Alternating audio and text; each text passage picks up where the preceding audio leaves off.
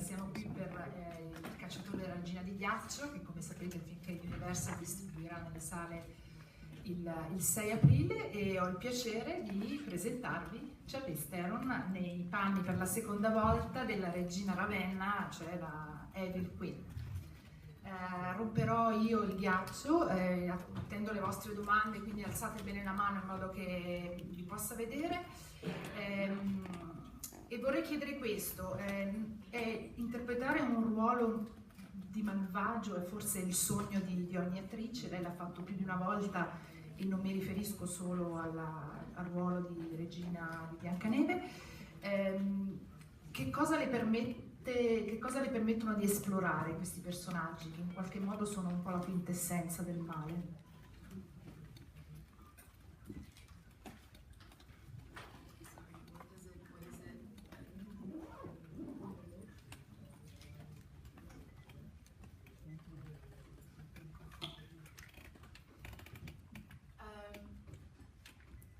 I would have to be truthful that there is a great feeling of freedom.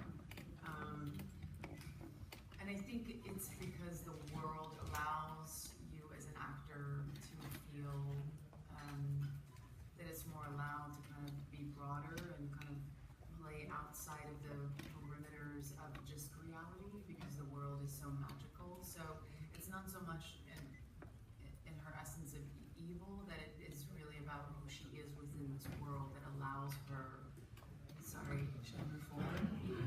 That allows her to be, for me as an actor, to explore her in a larger sense.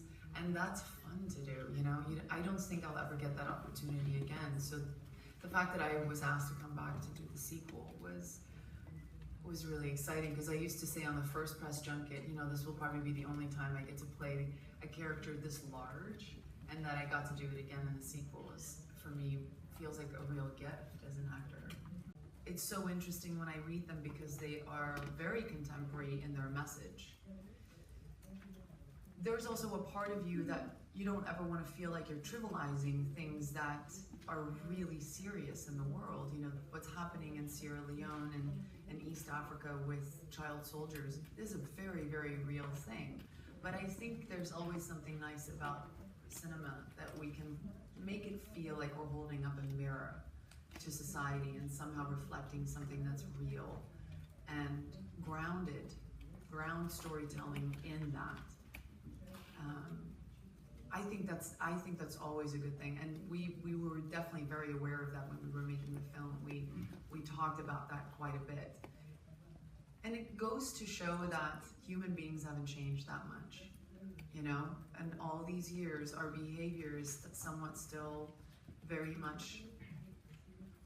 It's you know, small details, and there's a degree of difference, but really at the core, like as people, as human beings, we haven't changed that much. We're still incredibly power hungry, and not a believer that, you know, feminism means that we hate men.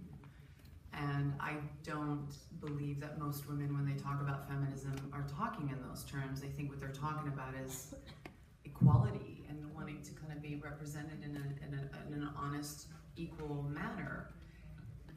So there's a part of me that feels like, you know, when my son, and he's part of millions of children around the world who, you know, just became obsessed with Frozen.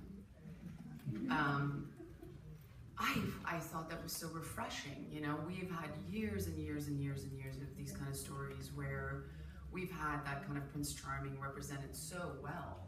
And to have a story that was about a different kind of love, that it was about a love between two sisters, and that love was just as powerful as the romantic love that we've always kind of been taught.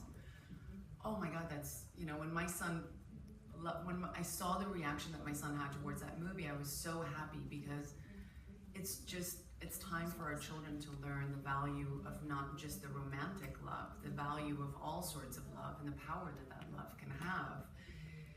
But, you know, to answer your question more specifically, I don't want my son, people are always focused on my daughter when it comes about women's rights.